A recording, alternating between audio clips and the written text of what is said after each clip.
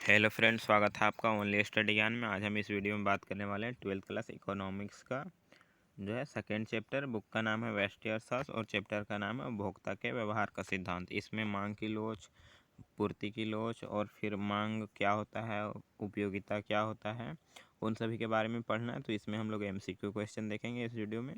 तो वीडियो को पूरा देखिएगा और इसका नोट्स या फिर पिछले वीडियो चाहिए तो प्लेलिस्ट चेक कीजिए और वेबसाइट पे जाइए। नोट्स का लिंक वहाँ पे वेबसाइट पे नोट्स उपलब्ध किया गया है। सारे चैप्टर का क्वेश्चन बैंक भी उपलब्ध है, आप लोग ज़रूर देखिएगा जाकर, लिंक डिस्क्रिप्शन में। तो पहला क्वेश्चन देखते हैं कि मांग की लोच के मापने के लिए प्रतिशत विधि या फिर अनुपातिक रीति या विधि बोले एक ही होता है, प्रतिपादन किसने किया। इस विधि का जो प्रतिपादन किसके द्वारा किया गया था, तो यह प्रोफेसर मार्शल के द्वारा किया गया है।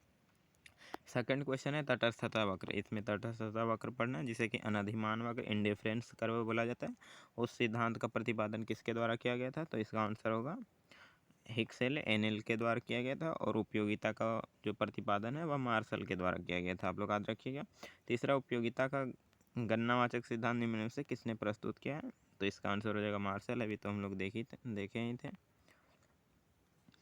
चौथा क्वेश्चन देखें तो चौथा क्वेश्चन है कि निम्न में से कौन जो है वह मांग की लोच मापने की विधि नहीं है। मांग की लोच मापने की 3 विधि होती हैं।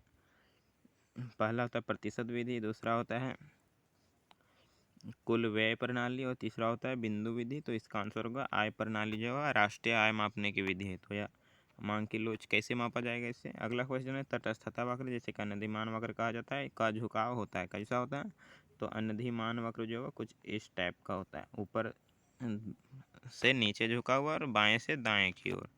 तो इसका आंसर पहला होगा बाएं से दाएं और ऊपर से नीचे। ऊपर से नीचे ऑप्शन नहीं है तो पहला हो जाएगा। अगला है जब कुल उपयोगिता अधिकतम होता है तो सीमांत उपयोगिता क्या होता है, तो इसका आंसर होगा शून्य होता है। देखिए अगर उपयोगिता का चित्र तो हम बनाने का प्रयास करते हैं। तो यहाँ पे हमारा जो होता था वह TU होता है और यहाँ से MU होता है।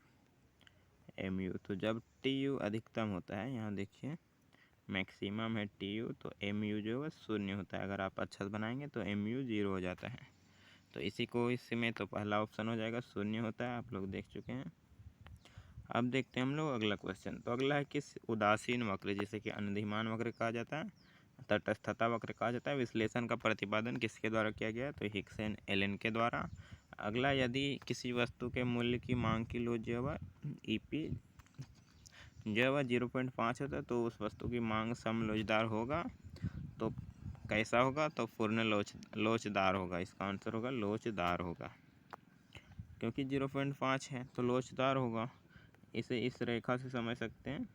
यहाँ पे बीच में 1 होता है, यहाँ पे इनफिनाइट होता है, यहाँ पे 0 होता है। तो यहाँ पे 1 से कम होगा, यहाँ 1 से ज़्यादा होगा।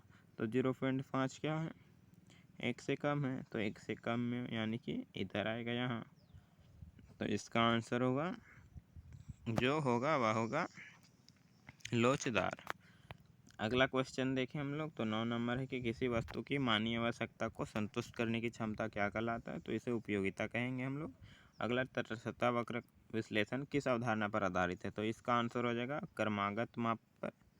अगला है निम्न में से कौन जो मांग की लोच को प्रभावित करता है, तो मांग की लोच को वस्तु की प्रकृति भी करता है, वस्तु का विविध उपयोग करता है, समय भी करता है और उपभोक्ता की रुचि करता है, वस्तु की आय करता है। इसका आंसर सभी होगा। इसके अलावा भी और कुछ होते हैं, सभी प्रभावित करते हैं। नेक्स्ट क्वेश्चन देखें तो किसी सामान्य वस्तु के मांग की ढाल कैसा होता है, तो इसका आंसर होगा ऋणात्मक होता है, जो कि मांग वक्र कुछ इस तरह से बनता है, डिमांड वक्र। अगला, आय बढ़ने पर उपभोग किन वस्तुओं की मांग को घटा देता है, तो इसका आंसर होगा गिफिन वस्तु की मांग घटा देगा। अगला, उपभोग का संतुलन, जो उपभोक्ता का संतुलन उस बिंदु पर होता है जहाँ पे जो है सीमांत उपयोगिता और कीमत बराबर होता है। इसे संतुलित करने के लिए कुछ स्टेप का प्रयोग किया जाता है। यह हमारा होता था सीमांत उपयोगिता MU और यहाँ से प्राइस जाता था P। तो जिस बिंदु पे दोनों बराबर हुए हैं वहीं पे उपभोक्ता का संतुलन हो जाता था। नेक्स्ट क्वेश्चन है कि निम्न में से किसके द्वारा जो है मूल मांग की लोच पर मापी जाती है, तो इसका आंसर होगा प्रतिशत या फिर अनुपातिक विधि बट्टा मूल्य में प्रतिशत परिवर्तन। इस दोनों को मापा जाएगा। पहला ऑप्शन सही है इसका। अगला क्वेश्चन है मांग में संकोचन तब होता है जब, यानी कि मांग में कमी कब होगा, तो जब कीमत बढ़ता है और मांग घट जाता है तब होगा। अगला क्वेश्चन देखा जाए तो 17 नंबर है कि मांग की लोच मापने की प्रतिशत या फिर अनुपातिक विधि का प्रतिपादन किसके द्वारा किया गया था? तो मार्शल के द्वारा किया गया। अगला सीमांत उपभोग प्रवृत्ति निम्न में से कौन सा है? सीमांत उपभोग प्रवृत्ति कौन सा है? तो MPC इसमें बताना है। MPC इज इक्वल टू जो होता है, इसमें तो यह क्वेश्चन आना नहीं चाहिए क्योंकि यह दूसरे चैप्टर का। तो MPC is equal to change in C divide by change in Y होता है, यानी कि कंजम्पशन में परिवर्तन हो, आय में परिवर्तन, उपभोग में परिवर्तन और आय में परिवर्तन होता है। नेक्स्ट क्वेश्चन है कि गुणात्मक साख नियंत्रण के अंतर्गत जो है निम्नलिखित में से किसे शामिल किया जाता है? साख नियंत्रण में ऋण की सीमांत आवश्यकता में परिवर्तन, साख राशनिंग, प्रत्यक्ष कार्रवाई, उपयुक्त सभी। तो सभी आंसर होगा। अगला, आय में वृद्धि से कई मांग वक्र क्या हो जाते हैं? तो यह दाईं ओर खिसक जाते हैं। देख सकते हैं इस तरह से मान लेते हैं, प्रारंभिक या मांग वक्र है, डिमांड वक्र। अगर लोगों के पास इनकम बढ़ गया तो मांग वक्र ऊपर चल जाएगा, डी डैश हो जाएगा।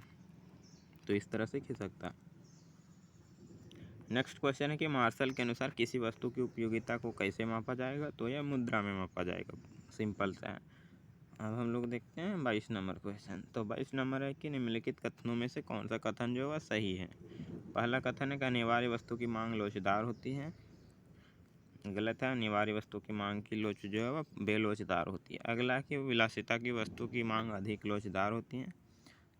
तो ए ही इसका सही होगा आंसर। तीसरा, जिन वस्तु के बदले में जो अन्य वस्तु उपयोग की जाती है उसकी मांग बेलोचदार होती है। तो गलत है, उसका लोचदार होगा। अगला, जिन वस्तु का उपभोग जो है कुछ समय के लिए टाला जाता है उसकी मांग की लोच कैसा होता है? बेलोचदार होता है। तो यह भी गलत है। सही ऑप्शन इसका बी नंबर होगा। नेक्स्ट क्वेश्चन देखें तो एक पूर्णतया बेलोचदार मांग वक्र जो है वह कैसा होगा? तो वाई अक्ष के समांतर होगा, क्योंकि बेलोचदार मांग वक्र जो होगा कुछ इस स्टेप से निकालें हम लोग तो यह यहाँ पे आता है, इनफिनाइट आता है। तो यहाँ से अगर रेखा खींचा जाए तो यह इस तरह से बनता है, यानी कि आप इस तरह से बनाइएगा और लिखिएगा ED is equal to infinite, अनंत होता है इसका मतलब। अगला, अर्थशास्त्र में मांग शब्द से तात्पर्य क्या होता है? तो इसका होगा एक निश्चित कीमत पर वस्तु और सेवा का उपभोग की जाने वाली मात्रा या फिर एक निश्चित कीमत पर वस्तु और सेवा को खरीद लेना मांग कहलाता है। अगला क्वेश्चन है कि कीमत या फिर बजट रेखा का ढाल कैसा होता है? तो इसका आंसर होगा PX/PY। कीमत या फिर बजट रेखा कुछ स्टेप से बनता है। नेक्स्ट क्वेश्चन है मांग की लोच को मापने का सूत्र इसमें से कौन सा है? तो पहला होगा मांग में मात्रा में अनुपातिक परिवर्तन, कीमत की मात्रा में अनुपातिक परिवर्तन। पहला सही हो जाएगा इसका राइट आंसर।